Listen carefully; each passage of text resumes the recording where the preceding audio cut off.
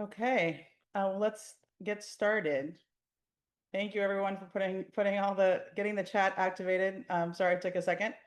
Hi, my name is Anurima Bhargava. I am here in with many hats on. I am a very proud part of the Crimson Courage and Democracy House communities who have really continued to create spaces where we can engage on what's been happening in higher education around the country, in particular the federal government attacks on higher education.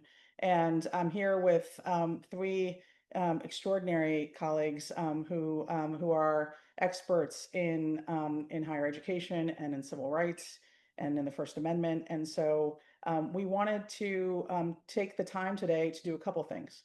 First is to thank all of you because there was a decision that came down last week on Wednesday on the 3rd of September from Judge Allison Burroughs, and in many ways, it was a slam dunk victory for Harvard, and a slam dunk victory for educational institutions around the country, because that's so much of the reason why Harvard and so many others stood up to fight in the case. And so, but I want to just start by thanking all of you because I know that we've seen some heartbreaking moments in the last many months around higher education and around the protection of academic freedom and institutional independence and the safety and environment that students are in. And so it's been a really difficult time. We've seen presidents resign. We've seen students not be able to come and access their education.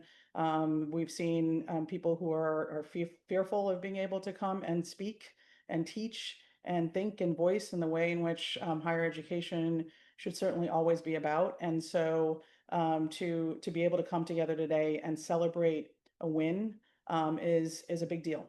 And we didn't want the time to pass without actually being able to talk about the decision and what it means for all of us, not just the lawyers and the folks at universities and colleges and schools around the country, but all of us who care so deeply about the mission and the values and the freedoms that education allows us. So with that, I'm just going to talk a little bit about the decision and then turn it to all of us. We're gonna spend some time breaking down the decision.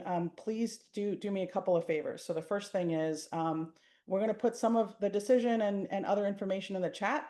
So you'll have a chance to look at some of that. The hope here is that we'll take what was an 84-page decision and make it a little bit easier to digest and more fun.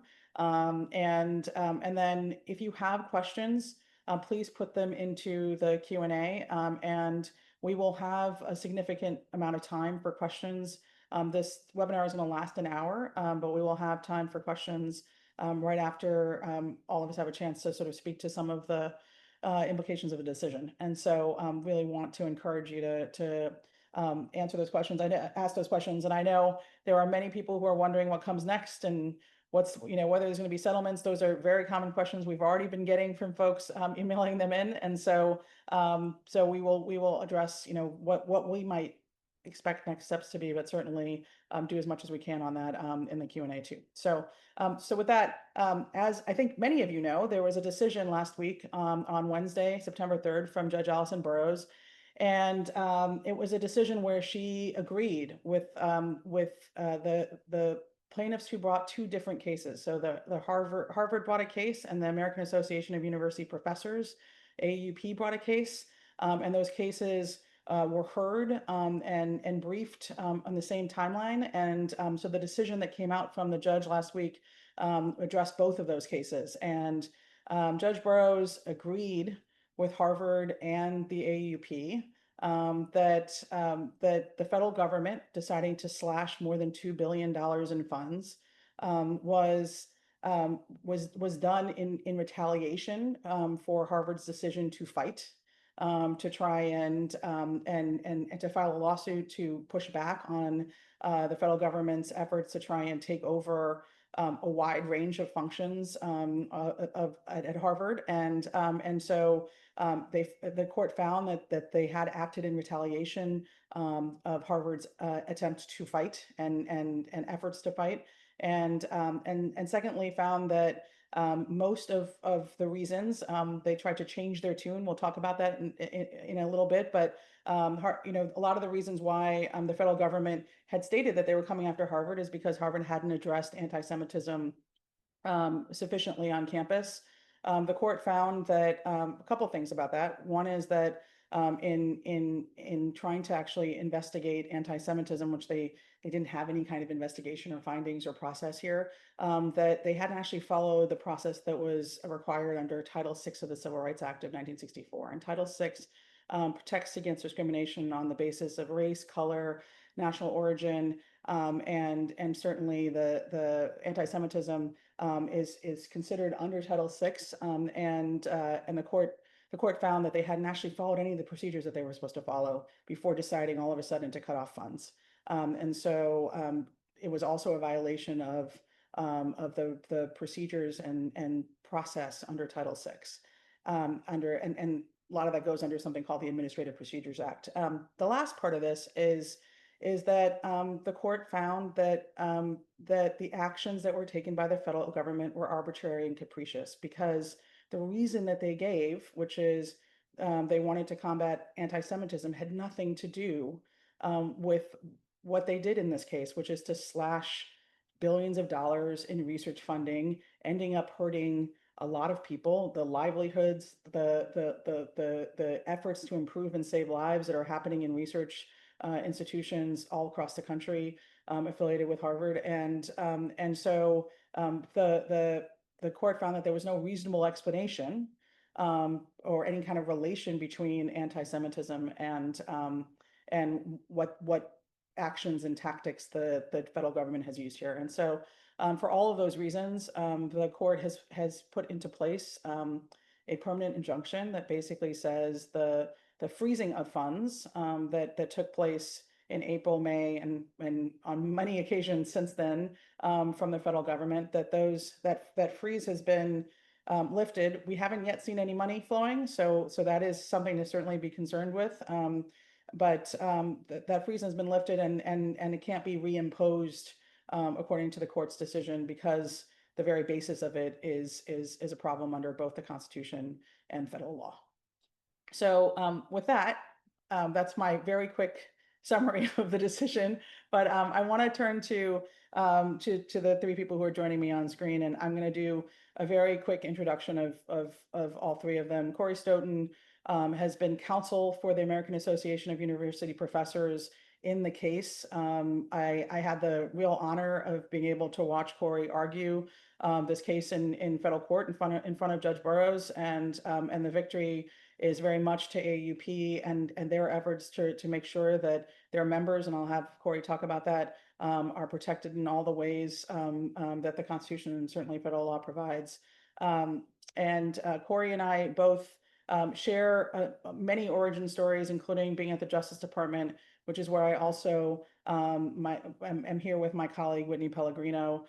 Both of us were in the Educational Opportunities section of the Civil Rights Division of the Department of Justice, where our jobs were to do investigations of civil rights laws like Title VI, but to do them in the right way. And so I'm really grateful that Whitney, who not so long ago was at the Justice Department earlier this year and has come out and has been advising institutions around the country, to have her join me, because she's one of the few experts in how this all is supposed to work. And then really honored to have Ramya Krishnan here with us, who is part of the mighty team at the Knight First Amendment Institute, and they have been instrumental in multiple cases around higher education and the First Amendment and freedom of expression. And so we all have different things that we're bringing to the table, but honored to have them here. And with that, I'm going to ask all of you to talk a little bit about sort of what emerges from this decision in your mind, and in terms of the kinds of areas that you've really focused on. Corey, I'm going to start with you, because obviously you probably know this better than all of us. So I want to just turn to you, and then I'll turn to Whitney and Ramya as well. Yeah, thanks, Anu, and thank you everyone for being here. This victory really belongs to the faculty, both AAP and the United Auto Workers, who represent the non-tenured faculty, many of the non-tenured faculty and researchers at Harvard. And I always like to make sure that people know, and I think many of you do know, that actually it was the faculty that sued first before Harvard stood up to the administration at a time when no one was really sure that Harvard would. And just as they did at Columbia, with unfortunately less great results, AUP and the other unions, stood up and sued because what was really facing them was a threat not just to the funding programs, which are horrendous, but a threat to academic freedom. And what was at stake was it was obviously the billions of dollars in funding, which were funding critical programs, and I think it's important to say that some of that harm was done and can't be undone. I mean, I know that we have clients, members of the unions, who have lost their jobs already or who have lost critical jobs within their research projects, funding, which cause harms that just can't be recouped even if the money does get turned back on. And I know that there are really important programs around, gathering genetic data information and database, kind of large databases of genetic material that had to stop. And it's not really even clear that they'll even be able to start back up again. But it's also true that winning this victory is probably going to save a lot of incredibly critical research and programs that have been gathering data and samples for decades and building long-term studies that are critical to public health issues, critical to American competitiveness, and to future exploration of space and other things that we all value really dearly. And that was at stake, but I think also at stake was academic freedom because it wasn't just the funding cuts that were the problem, it was the conditions that the government was placing on federal funding, on the retention and future ability to get federal funding that really terrified the faculty and the students and everyone who cares about higher education.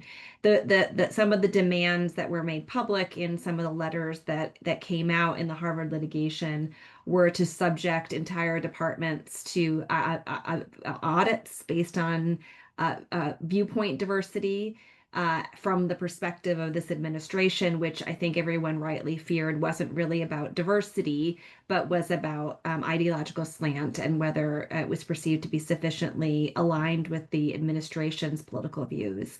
And, those kinds of demands about how protests and speech are regulated on campus, not just in a nuanced way about whether there's, threats of violence or intimidation to particular groups of people on campus, including Jewish students and other members of the Jewish community, but restrictions on lawful protest on campus, things that really go, reviews of curriculum. And of course, some of the things that were pressured are things that unfortunately Harvard has already agreed to do, like disbanding DEI programs and reforming certain aspects of the student discipline system.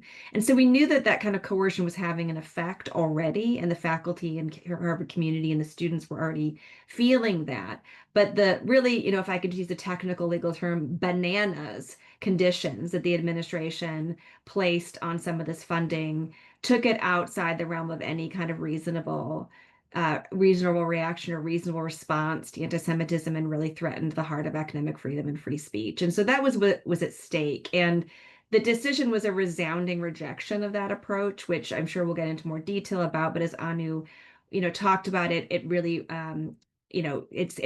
we won on all of the arguments. We won that it was a violation of the First Amendment, both because it was in retaliation for Harvard standing up, but also because it targeted those academic freedom principles and free speech principles and threatened them, that it was coercion in violate of Harvard using the threat of federal funding to get Harvard to do things that the government could not directly regulate without running foul of the First Amendment. And also that they didn't follow the Title VI procedures when they said, well, I will say they said they were enforcing anti-Semitism, but they also said a lot of other things, like that they didn't like that Harvard had remedial math programs, allegedly, or that Harvard's admissions process was, skewed based on race, and a range of other grievances at various times that made it really clear that it wasn't just about, it was never really about anti-Semitism. And then, of course, winning on the arbitrary and capricious claims under the Administrative Procedure Act, which, for those of you who are non-lawyers, really just means that the government didn't have a rational basis for what they did, or didn't kind of lay out in a rational way its decision making. And that's kind of that erratic kind of, the bananas factor, if you will. So it's really great to see that, and I'm sure we'll talk. I'll stop talking there. That's a good way to kick off, and we can come back to talking about the consequences. And I know there's a lot of questions about what comes next, which we can talk about too. Thanks, Corey. Winnie, I'm going to turn to you, and I think it would be really helpful to talk about the ways in which this is supposed to work, and how these kinds of investigations have been so incredibly important to upholding the rights of so many of students around the country, and faculty and staff as well, and sort of what happened here. Sure, thanks so much. I think one of the most disheartening things about leaving DOJ and about what's happening now is that there were so many important parts about how the government worked with federal funding recipients to secure compliance, to protect students, to protect employees, and the commitment to do that while being mindful and compliant with the First Amendment, and respecting and understanding that institutions have a lot of other obligations that they balance with their civil rights obligations. And so the idea that an institution has to choose between combating anti-Semitism and respecting the First Amendment, or institutional autonomy, or academic freedom, like, that is just a perverse understanding of what the government's role is and what Title VI means. So for my years in the government, I was there about 18 years and did dozens of investigations, many, many under Title VI, also under Title IX, and our equal protection jurisdiction. And, I think the main theme was, you went where there was actually a problem. You didn't go looking to find a problem at an institution that you wanted to target. Like, that's just not how Title VI enforcement works. And so there's lots of ways that we would get investigations. We would get complaints. We would see news coverage of things. We would meet with advocacy groups and community organizations to hear what was happening at institutions. And then we would engage with the institution about what was actually happening on the ground. And I think one of the things that, really stood out about what happened at Harvard, and what I think is happening, fairly uniformly across the country, is that what is happening doesn't actually matter. That is not relevant to the ultimate determination about whether there's been a violation, what demands will be put on the institution, and what the terms of keeping their funds will be. And so I think here, where you had an institution that wasn't perfect and had things that needed to be worked on, and had a demonstrated commitment that it was engaging in that, difficult work of trying to live up to those obligations, that none of that was considered as part of a determination about whether there was a Title VI violation, setting aside the fact that then they also didn't go through any of the procedural mechanisms that were required, and we can talk about that. But for the most part, at least when I was in the Civil Rights Division, we rarely got to those later steps of the procedural mechanisms, because so much work happened in the discussion about what was actually happening on the ground, and how to bring that institution into full compliance with the idea that if the institution is a partner in that plan, then that is true institutional reform, and that the benefits to students and employees will live on when the government is gone. And I think it's clear here and in many other situations that those are not the goals, and that is why that's not how it's being approached. And I think what's great about this decision is it brings schools back. It tethers us back to the law. I think institutions, the schools that I'm talking to, and the general counsels that I'm working with, feel untethered. Like, they do not know what are their guiding principles.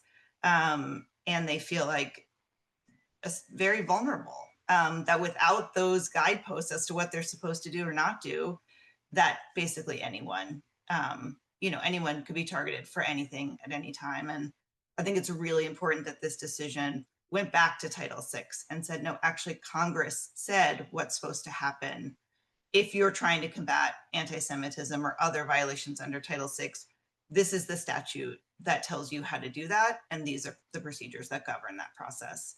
And you can't disregard those and essentially put a gun to an institution's head for some other purpose. So. Thanks, Whitney. Ramya? Yeah, I mean, I think this was a really important victory, not just for Harvard, but for other higher education institutions as well. And it's not even just higher education, because this is really, I think, should be seen as part of the administration's broader campaign of extortion to scare civil society into submission. The court's First Amendment holding, I think, was particularly important in a variety of ways. I mean, I think the most important sort of thing that it recognized here was that although combating anti-Semitism is, of course, an interest of the highest order, that interest was invoked here as a pretext for going after higher education and undermining its institutional independence and its academic freedom. And I thought the court's analysis here was really careful, and it pointed to sort of a number of facts which belied the administration's purported, concerns about anti-Semitism here. For starters, it noted that most of the demands that the administration was making here had nothing to do with anti-Semitism. They were things like shuttering DEI programs, hiring faculty and admitting students to achieve the administration's preferred ideological balance, things of this nature that really had nothing to do with anti-Semitism.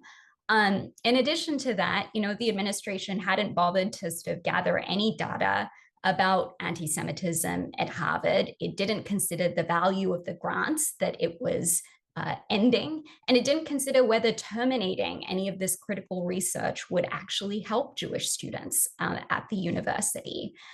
The administration, as the court noted, disregarded the policy and other changes that Harvard said that it had put in place to address anti-Semitism.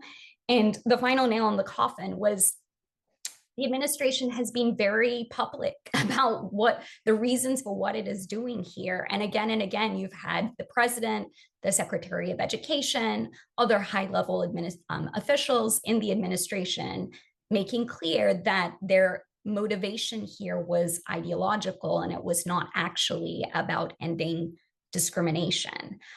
So that, I think, is an important conclusion. And the court recognized, as Anu and Corey noted, that what the administration did here amounted not only to unconstitutional retaliation, that is retaliation against Harvard for its decision not to accede to the administration's outrageous demands and to protect its institutional independence, but also unconstitutional coercion, because as the Supreme Court has recognized, the government is foreclosed from doing indirectly what it is forbidden from doing directly. And so here, the administration is using funding cuts, the threats of funding cuts, in order to suppress research that is, undoubtedly protected by the First Amendment. Decisions by Harvard about its governance, about its hiring, admissions, all of these things are considered absolutely essential to the exercise of academic freedom by universities in this country. So yeah, I think the court's First Amendment holding, but also holdings on these other issues are important, again, not just for Harvard, but more broadly. Totally agree. And I think the protection, and it's really important to just say it again here, which is that there is a protection for Harvard fighting in this case, right? Standing up. And I think in this moment where we are in America, where so many are being threatened by the federal government with takeover, with coercion, with all of the kinds of massive billions of dollars in pressures that are being placed, a court decision that that really emphasizes that that the fight itself is something that you can't punish someone for. And so I think that's another really, there's lots of ways in which the judge has been really helpful here in terms of going through what's at stake here, right? And I think the judge did a really nice job of talking about what's at stake, and clearly that there was no consideration of that in the kind of actions that are being taken. And this is just a government that is trying to impose its own agenda in ways that don't even follow the law. So I wanted to ask all of you about what does this mean for other educational institutions around the country in this moment? I know we're all, in different ways engaged with other educational institutions. What would you say to them about this decision? What was your reaction last week? What advice would you give for those who are similarly being threatened, who are in the middle of these kinds of really thorny and challenging times where much is at stake, as the court said here, and you have a government that sort of bypassed the usual practice. So let me just ask all of you to talk a little bit about that. Feel free to go in whatever order works. Well, I'll start. I mean, I think before the Harvard decision and after the Harvard decision, the universities are in a really tough situation. The reality is that the government has enormous power and an incredible array of tools to attack higher education, and they are using them all. And I think before the Harvard litigation, the federal funding and holding federal funding hostage in a lawless manner for this range of grievances was very much a tool that was at the administration's disposal to go after every university in America, and it was using that. And I think now that tool has been blunted, but not taken off the table. And I think we have to be honest about that. A lot of the questions I know are about Harvard and whether whether they will settle. I will tell you that I have the same question. I think this is clear, but I don't represent Harvard, the president and fellows of Harvard. I represent the faculty, and the faculty have not been negotiating with the Trump administration.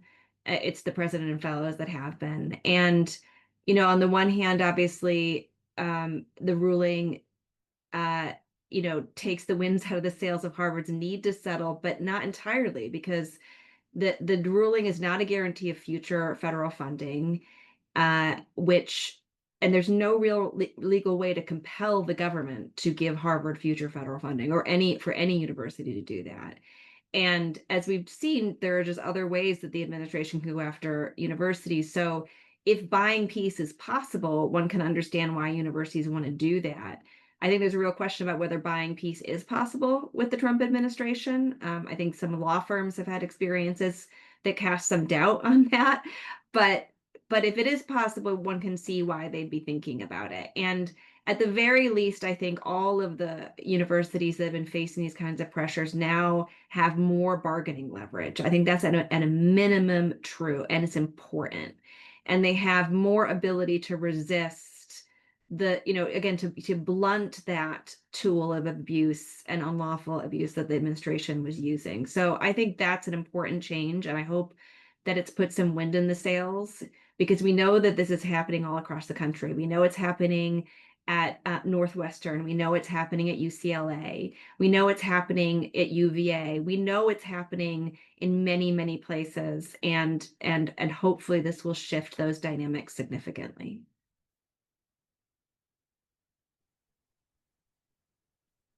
Whitney, Ramya, any thoughts out of the last week and what you've been hearing from folks and implications for other educational institutions?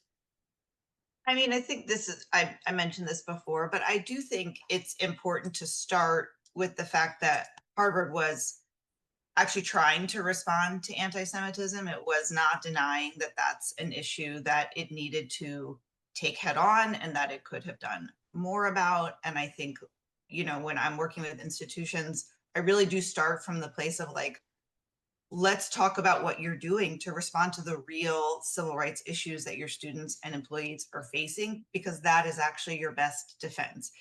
You're not to Corey's point, like, I'm not sure that there's any amount of cooperation or engagement that will ultimately lead to a settlement that is focused on civil rights compliance.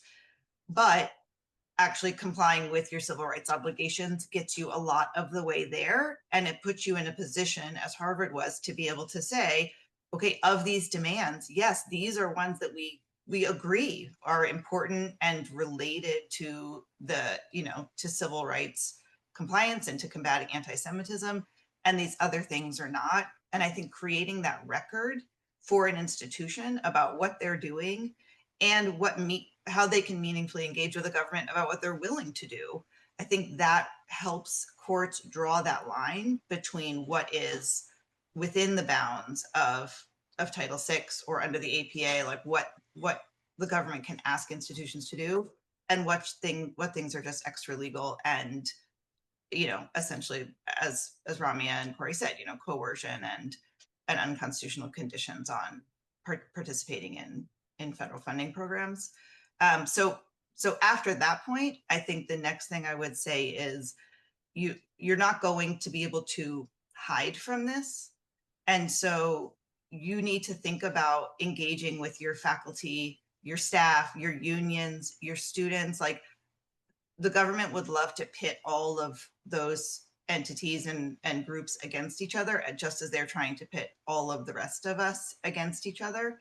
And so I think trying to open up communication across those lanes and talk about things that are important to both, like academic freedom and autonomy, for professors and what they're teaching and what they're talking about, and to affirm the importance of those things so that your clients, the institution's clients, actually know that they have something in common that they're fighting for. Yeah, Go ahead, Ramya. I was going to say, I was going to start to go ahead, and then I'll bring in some of these questions because we have a lot of extraordinary questions that have come through. Yeah, I'll keep it short then. I agree with everything that has been said. I know that a lot of universities are wrestling in good faith with what to do here. They're between a rock and a hard place. There are seemingly no, good options. That said, the path that should be untenable to universities whose very mission is to produce expert knowledge for the public good, to prepare students for democratic citizenship, is any kind of settlement that sacrifices academic freedom, and that sacrifices their ability to decide who gets to teach, what they teach, how they do it, and which students to admit. And I think that universities need to be really clear-eyed about that when they are making a decision about what to do here. Thank you. All right, I'm going to do a really rapid fire, and then I'm going to maybe what I'll do is I'll answer the easier questions and then really fast, which is a bunch of them, and then I'll make the harder questions ones that we all have to try to grapple with. There are a lot of questions. Thanks. Here we go. I'm gonna try to look like I have something to contribute here, but there's a lot of questions about what's the next steps in the case, and I just want to quickly say the federal government has said that they will appeal. They have not done so yet. We will see when that happens. There's a number of questions about what we think the Supreme Court might do in this case, and sort of how it might get to the Supreme Court. Unfortunately, I think I can speak for all of us on the screen, which is that some of what we've seen in terms of how cases are getting to the Supreme Court as part of what we call the shadow docket is, there are a number of things that have gone up and the Supreme Court has ruled on without briefing. And so we saw that yesterday as well, in terms of, how ICE can conduct some of its operations. I don't know, whether the administration will try to take this up to the Supreme Court in short form. There are other cases around NIH funding that have recently gone up to the court in that way, and so we'll see what happens. But as of now, we have not yet seen an appeal. And I think, I'll say this about the appeal process, which is I think Judge Burroughs put out as comprehensive and thorough and considered and grounded in law opinion that she could in the case, and really comprehensively look through the record. And so we'll see what happens. And then the other question, of which there are many and really heartfelt ones from people who are researchers within Harvard and in other universities who've had their funding cut, that we don't know when the funds might be released, and there are concerns that DOJ and others within the government are blocking funds even when there are court orders to disperse funds. And so the answer of like when it is that these funds might be released, and how could you, how can you actually, perhaps it'll go to Judge Burroughs or someone else to order the court, and then it'll be a more direct order to release funds. But we certainly have a lot of concerns, as many of you have put into the Q&A, about the fact that funds have it's not like the funds that have been held or even future funds are flowing as of yet. But I don't think we have any more magic ways in which to get that to happen. I can add just a little bit on that, just to Yeah. say that we are actively working on that right now. The government has said publicly that they want to appeal, but they have not yet filed a notice of appeal. They also have not yet filed what they have filed in many other cases, which is a application for a stay of the judgment. And it's the stay that actually would create the vehicle for this case to get to the Supreme Court quickly on the shadow docket in a way that I'll just say is unattractive to many people. So that hasn't happened yet, though. So the order is in effect, and we are working at. I mean, I wish I could say more, but I just want you all to know that we are. I literally today, other than doing this call, spent most of the day working on this issue and trying to ascertain the government's intentions and get them to, move on this. I can tell you that, the government has distributed the judge's order to the government agencies that distribute the funding. So that's good. I mean, that's normal. I mean, Whitney, those of us who work in government know that that's just normal and what should happen. But in this timeline, what's normal often it comes as a pleasant surprise. So that's a good sign. But of course, I don't want to be naive and suggest that it's going to be an easy road. And for those of you who are researchers at Harvard or faculty at Harvard, if you hear anything one way or the other, please get in touch with me, with your AAUP or UAW representative. You may have an email from Drake Reed from my team or another member of our litigation team. Please, please let us know, because we are trying to keep our ears to the ground as much as possible. Great.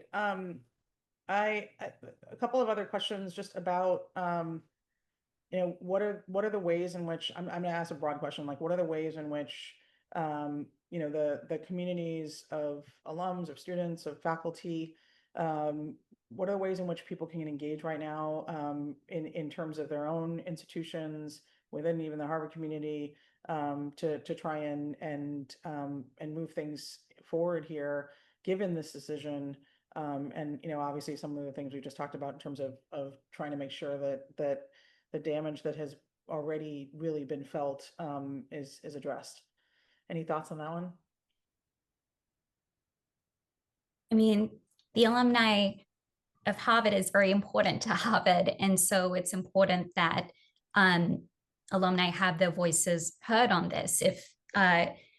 If it's really important to you that Harvard not settle, particularly after having this legal win, even in the face of uncertainty about what's going to happen in this case going forward, I would say make that known, both individually and if there are opportunities to do that collectively through any particular associations that you're a part of. That's an important channel, I think.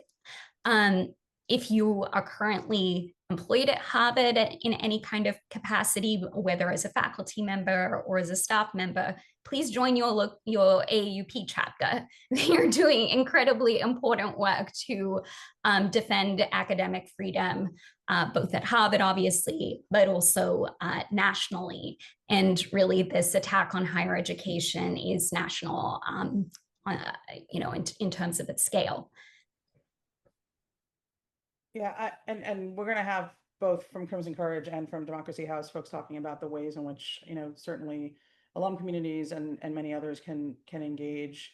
I think the question of like sort of how can we have this decision be a resource, a tool, something that we can wield in this moment as when it's been again like as a way to really shore up support and the spine of many who have a lot of pressures on them. And so I think it's part of the reason we wanted to do this, which is to get people to realize that there's a lot here that's comprehensively important, not just for Harvard, but for educational institutions around the country who are, trying to weigh their options. And so really we hope that you can all use the opinion.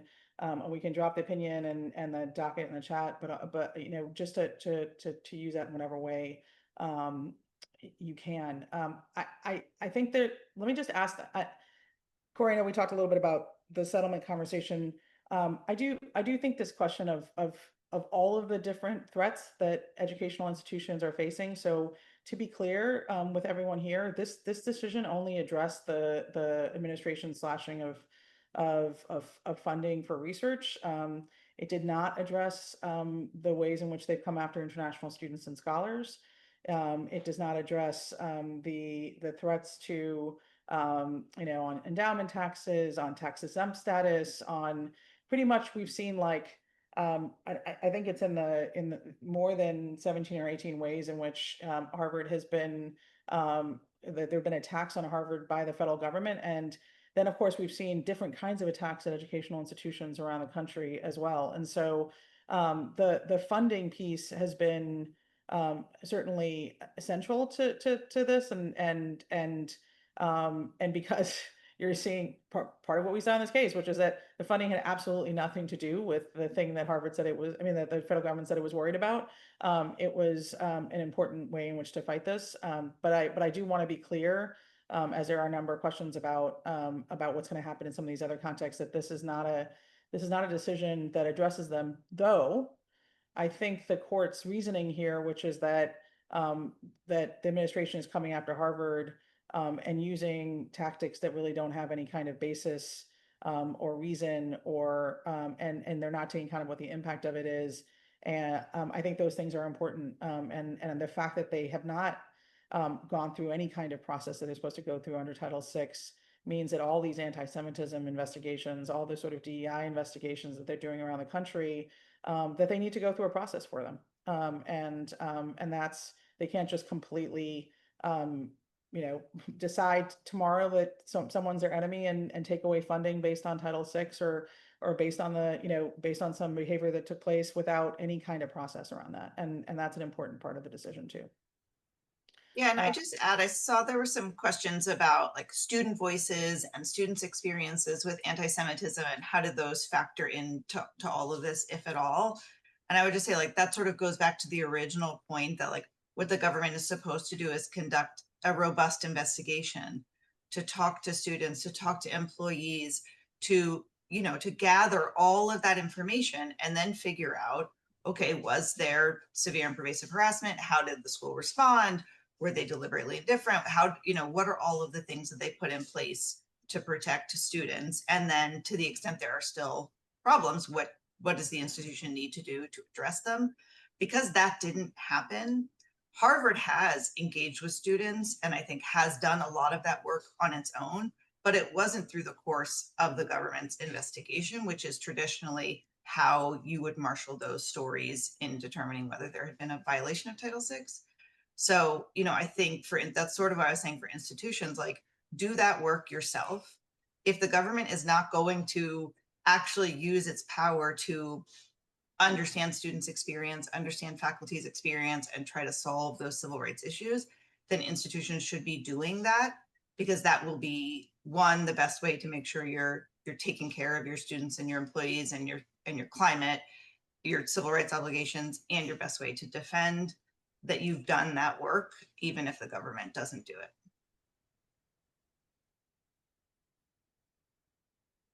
Yeah, and thank you for that, Whitney. It's and just on the particular part about Harvard settling, look, there's been a lot of rumors. I feel like every week of the summer there was some rumor about Harvard settling, and we were trying to figure, and everyone's trying to figure it out, and it was like, you know, it'd be like the media is asking the council, and the council is quoting the media, and the media is quoting the alumni. I mean, it was like a whole mess, right? And so the answer is none of us really have a sense of where things are at. This decision was certainly, I'm again, I'm going to say it over and over again.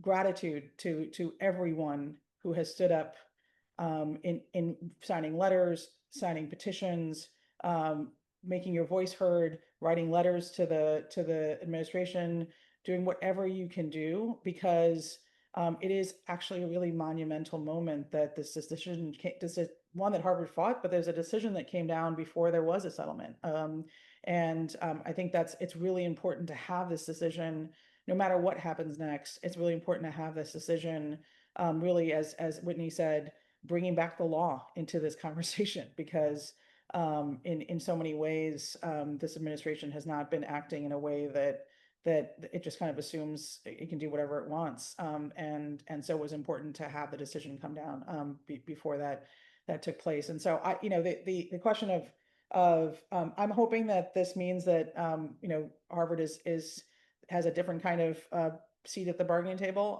and we'll see what happens. But none of us here have as Corey said, we all have the same question. Let me some of the other questions that are here are about there's a lot about sort of what recourse that Harvard and other educational institutions will have. I think there's also some questions really about where we are in terms of academic freedom writ large, and I don't know, one of the things to just underscore here is the ways in which the court really spelled that out, and so I don't know if anyone wants to talk to that a bit more broadly. I'm trying to go through and see what other questions I can pull out that we might have an answer to. But anyone want to speak to just sort of what academic freedom means in the legal context and the ways in which the court, I think there's really good language from the court on that. Yeah, I'm happy to start there.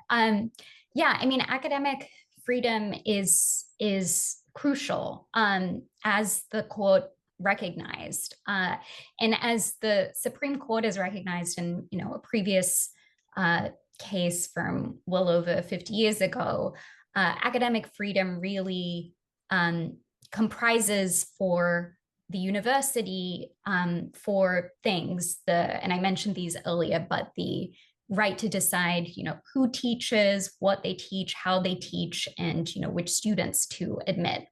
And the Supreme Court has previously characterized those freedoms as essential to what universities are and the role they play in our democracy, especially the role that they play in educating young people and preparing them to be citizens in a hopefully flourishing democracy. So that's why courts have recognized that academic freedom is of special concern to the First Amendment, and also that faculty have, of course, their own academic freedom rights here, both in terms of what they choose to research, how they choose to research it, the ability of departments to self-govern, and the ability to decide what to teach in the classroom within the parameters of sort of disciplinary practice and expertise. So without academic freedom, universities can't function as we sort of know them. Yeah, I would just add to that. I think that one thing that's really important about the Harvard decision is the decision on standing. So this is the doctrine of like who gets to sue, who has the right to sue.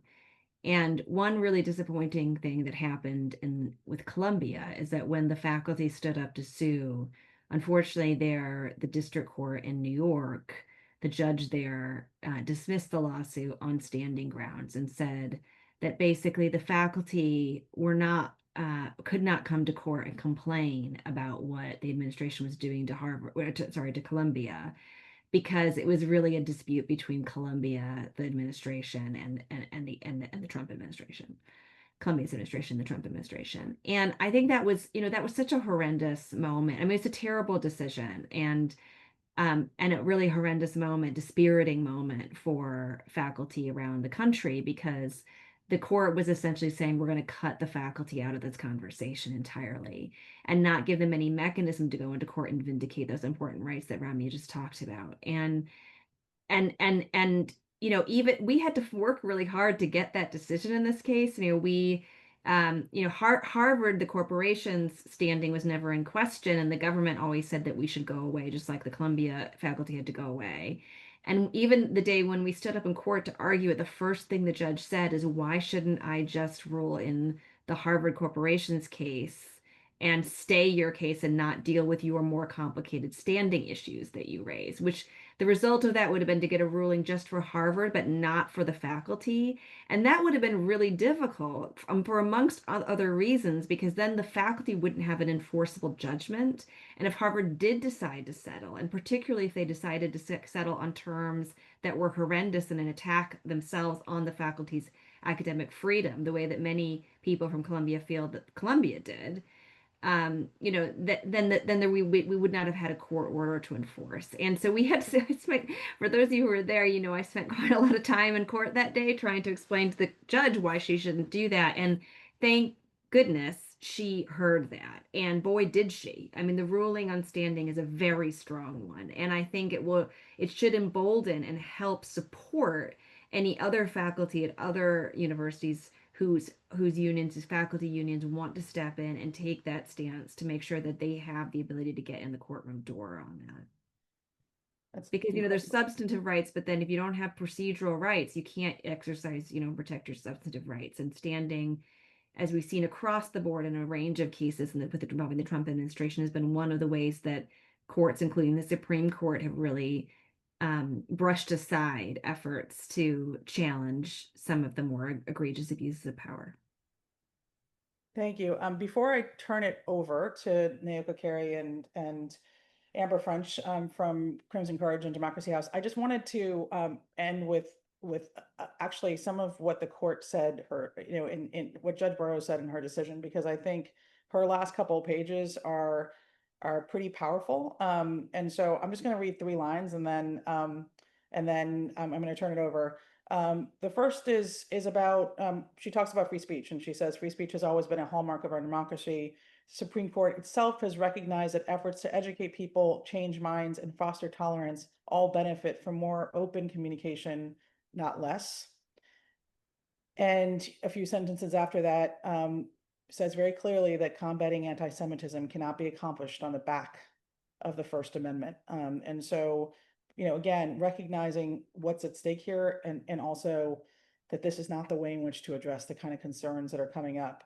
But her last line of the opinion, which is an admonition to courts, but I think it's also something for all of us to keep in mind, which is she talks about, her last line is, now it is the job of the courts to similarly step up, to act to safeguard academic freedom and freedom of speech as required by the Constitution, and to ensure that important research is not improperly subjected to arbitrary and procedurally infirm grant terminations, even if doing so risks the wrath of a government committed to its agenda, no matter the cost. And so I think it's not only the job of the courts, it's the job of all of us. And with that, I'm going to turn it over to my lovely friends, Naoka and Amber, to close us out. One last note before I do that, Richard Lempert, a legend in higher education, was in the chat talking about how we need to go appeal to our congressional Democrats. I will always back up Professor Lempert on this, but also just say we have to really speak to our congressional Republicans as well. And in the case of Harvard, we found it today, there's 51 members of Congress that have some kind of Harvard affiliation. So let's go on that and every one of the other affiliations that are out there. So Naoka and Amber, take it away.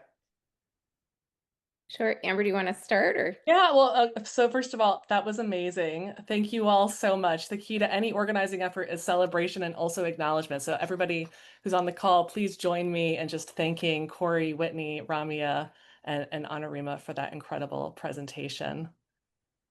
Thank you. Love to see the love in chat. I'm Amber French. I'm Executive Director of Democracy House. So thrilled to be able to co-host this webinar tonight with our amazing friends at Crimson Courage. And also just really appreciate seeing all of you show up. It's been an incredible outpouring of support over the last week from young people, students, alumni that we're working with, and just really, really incredible to be with you all here tonight in community. I think our colleagues will be dropping the Democracy House and Crimson Courage websites and links into chat as well. And Nauka, close us out. Sure. Thank you so much. It is just such a joy to hear from such brilliant women and attorneys about what's at stake here and what this decision means. And so I hope you all feel a little bit inspired that fighting sometimes means we win and that sort of has big impact. So that's the first thing. I also just want to echo, because I know a lot of people are asking, what can we do?